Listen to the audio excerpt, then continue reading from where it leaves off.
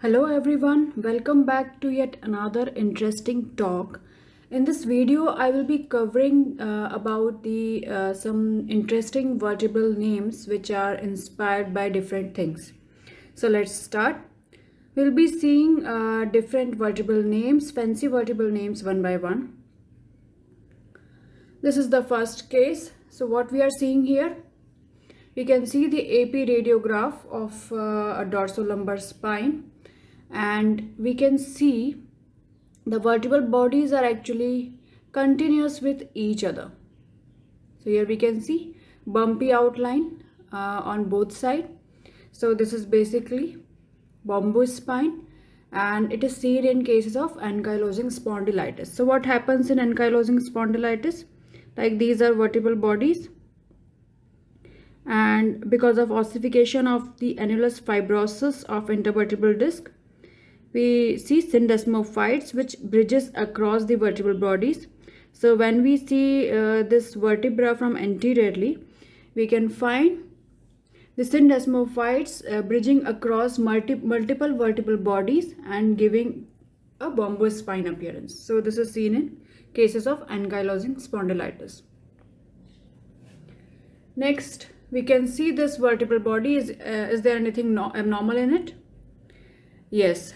Normally, what we see in a vertebra, we see an anterior concavity. But here we are seeing a convexity. So, this is barrel-shaped vertebra, also known as a squared off vertebra.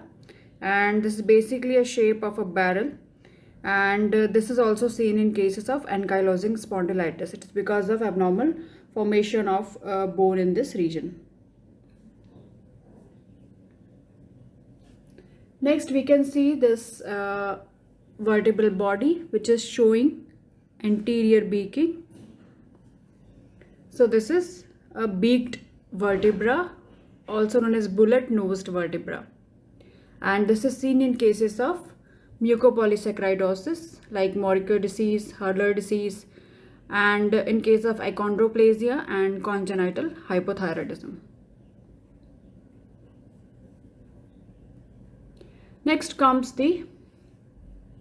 this lateral view of the lumbosacral spine, where we can see abnormal concavity of the end plates involving multiple vertebra, but this particular vertebra is almost collapsed. So this is biconcave lens vertebra or codfish vertebra. It is similar to vertebra of a fish, and it is because of collapse of the end plates, and it is because of weakening of the vertebral bodies, either because of osteoporosis or osteomalacia or osteogenesis imperfecta. So this is biconcave lens vertebra or codfish vertebra. Next, we can see this AP radiograph of thoracic spine, where we can see the normal pedicles here, but in this vertebra we can see only pedicle on the right side, but on left side we can't see any. So this is winking owl sign or blind vertebra. So we can consider these pedicles as the eyes of the vertebra. So it is blind on one side and it looks like a winking owl, and it is because of any osteolytic lesion involving the pedicle. It may be because of metastasis or any other pathology. This is another example of a winking owl sign, where we can see absence of pedicle on this side, and it is because of an osteolytic metastasis here. Let's see this spine. We can find a vertebral body inside the vertebral body.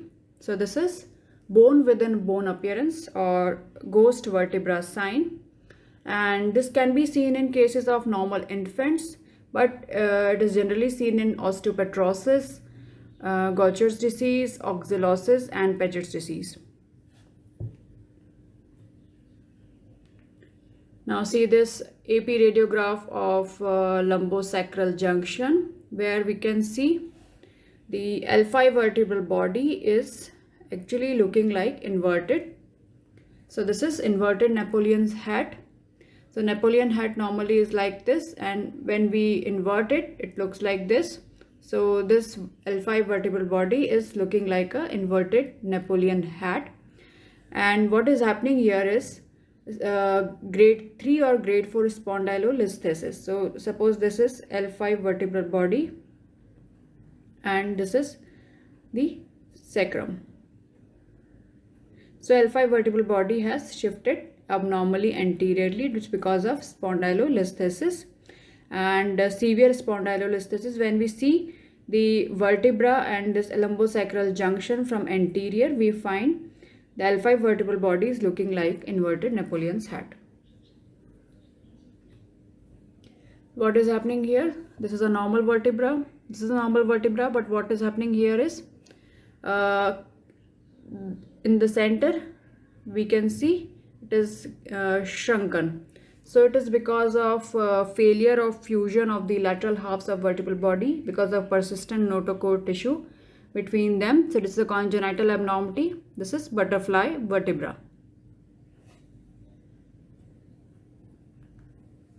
This is a lateral radiograph of a child where we can see complete collapse of a vertebral body. So these vertebral bodies are normal, but here we can see there is complete collapse of the vertebral body. It is looking like a coin on end appearance, silver dollar or vertebral plana, or also known as wafer thin vertebra. And it is because of any abnormal pathological process going inside the vertebral body which is causing its collapse. For example, eosinophilic granuloma, multiple myeloma, leukemia, or any underlying infection can also cause this appearance. This is another case of wafer thin vertebra. In this case, it is because of severe osteoporosis. Next, we can see this vertebral body where we can find multiple linear striations because of trabeculations, coarsened trabecula, and this is giving an appearance of corduroy cloth appearance, and this is diagnostic of vertebral body hemangioma. Now next we can see this is the AP and lateral view of lumbar spine, where we can find paired sagittal concavity, parasagittal concavity on both sides, and this is normal. This is normal variant. This is not a pathology, and this is known as Cupid's bow contour, and this is actually looking like a Cupid bow. So inferior end plates have paired parasagittal upward concavity.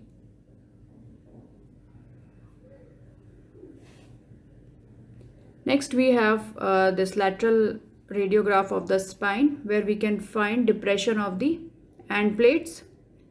So this is basically looking like a letter H.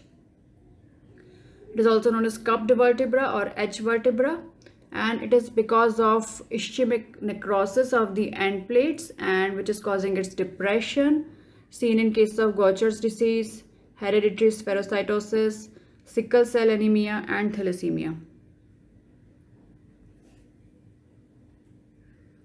Next we can see cervical spine AP radiograph, where we can find the spinous process are normal, except for this we can find two spinous process here. So this is a fracture of the spinous process, and when we are viewing this fracture from AP view, we find two spinous process, and so this is double spinous process sign. It is seen in Clay-Shawler's fracture, and it normally occurs in the C6 and C7 spine, C6 and C7 vertebral bodies. It's because of this mechanism of trauma, Clay-Shawler fracture. What we are seeing here, this is AP radiograph of the lumbar spine. These vertebral bodies are normal, but this vertebral body is showing abnormal radiolucency here. So this is actually looking like empty vertebra, and it is because of the chance or lap seatbelt fracture. Here we can see again another example of a empty vertebra or chance fracture.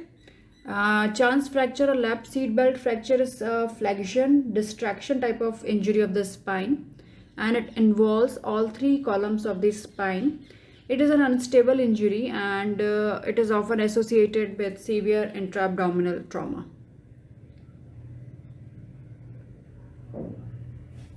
Coming next we can see this is lateral view of the spine, where we can find middle beaking of the vertebral bodies.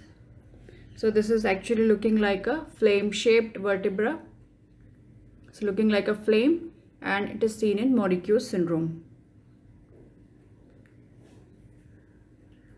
Next we can see these vertebral bodies, where we can find abnormal heaping of the bone on the posterior 2/3 part of the superior and inferior end plates. So these are heaping up vertebra, and these are seen in cases of spondyloepiphyseal dysplasia tarda. Next we can see this vertebral body, which is completely collapsed, and we can find streak of air within it. So this is basically a ischemic vertebral collapse, and this is giving an appearance of intravertebral vacuum cleft sign.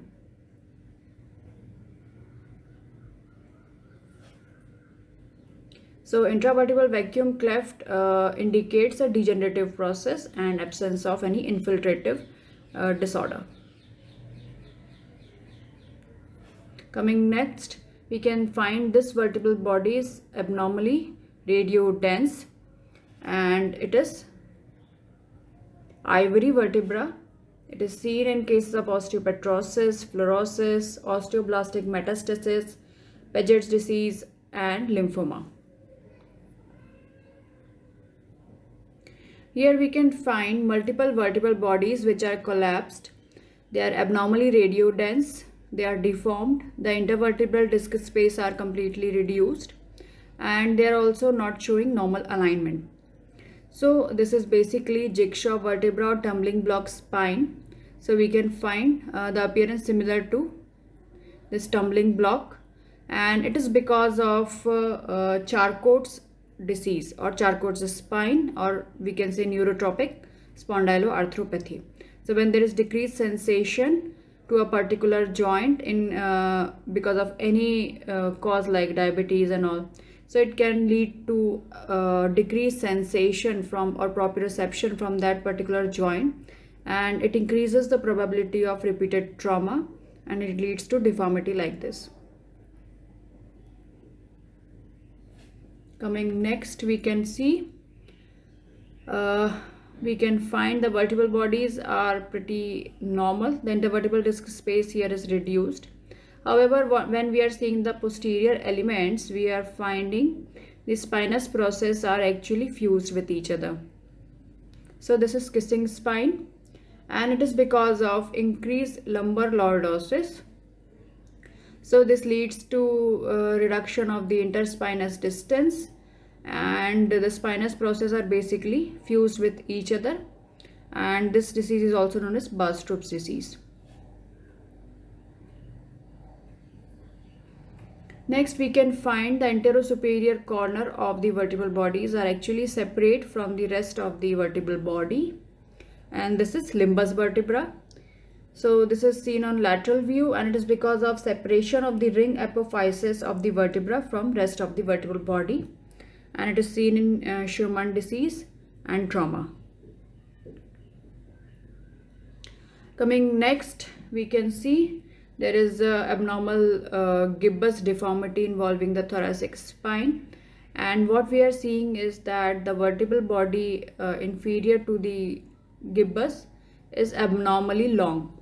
So this is long vertebra, and this is again best seen in lateral projection. It is because of increased vertical height of the vertebral body. It is because of as a compensation for a severe thoracic kyphosis or gibbous, and it is seen in cases of generally seen in cases of spinal tuberculosis. Next, we can see this particular vertebral body is expanded, and it is also showing cortical thickening. So this is looking like a picture frame, and it is because of cortical thickening in expanded vertebra, and it is seen in cases of Paget's disease. What we are seeing here in this case, AP radiograph of lumbar spine and the pelvis, the vertebral bodies are actually fused with each other. The epiphyseal joints are fused and the ligaments that support epiphyseal joints are calcified or ossified, and this gives an appearance of a railroad track, or like it's looking like a track on which the rail goes. So this is a railroad track spine, and this is seen in cases of ankylosing spondylitis. This is another example in cervical spine. We can see again fusion of the epiphyseal joints, and this is looking like a railroad track sign. Coming next, we can see abnormal radio density along the end plates and radiolucency in the middle. So this is basically Rugger jersey appearance or Rugger jersey spine, and it is seen in cases of hyperparathyroidism. Here we can see abnormal anterior beaking or middle beaking, and this is known as tail vertebra or bottle-like vertebra. It is again seen in cases of mucopolysaccharidosis and achondroplasia.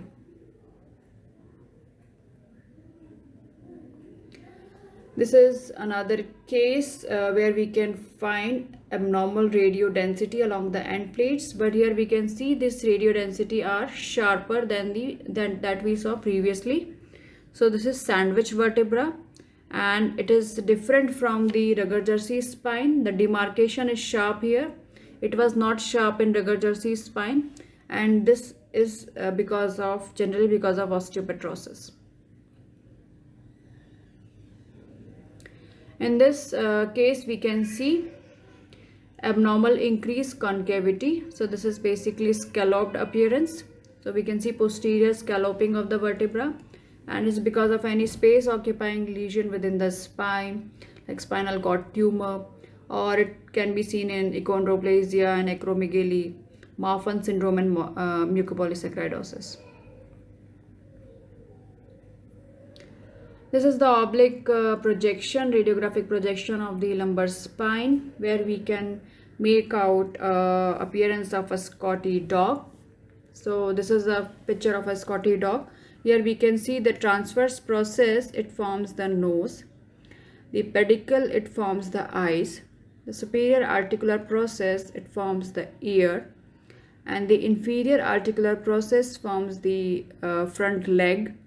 And the pars interarticularis forms the neck. So if there is any defect in this region, it will look like a collar around the Scotty dog. So this helps in diagnosis of spondylosis. In this projection, AB projection of the spine, we are seeing multiple congenital abnormalities in a particular segment. We can find fused vertebra, butterfly, and hemivertebra. So this is giving an appearance of scrambled spine.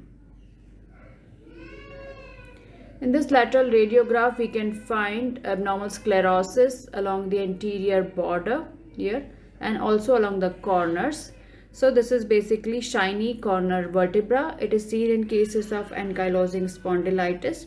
So what is the process of shiny corner sign? The pathology, basically initially we have erosions here, and because of inflammation along the anthesis, and with the healing of the erosion, sclerosis takes place, which is known as shiny corner sign, and further healing leads to formation of syndesmophytes.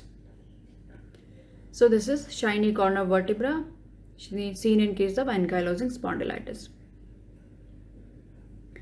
This is a lateral radiograph of lumbosacral spine, where we can see the fusion of the vertebral bodies here. So this is basically appearance known as wasp waist up vertebra. So we can see abnormally narrow waist like seen in this lady. So this was inspired by the women fashion, which was famous in 19th century, where abnormally exceedingly narrow waist we can see here. So this is because of block vertebra. So this is known as wasp waist vertebra.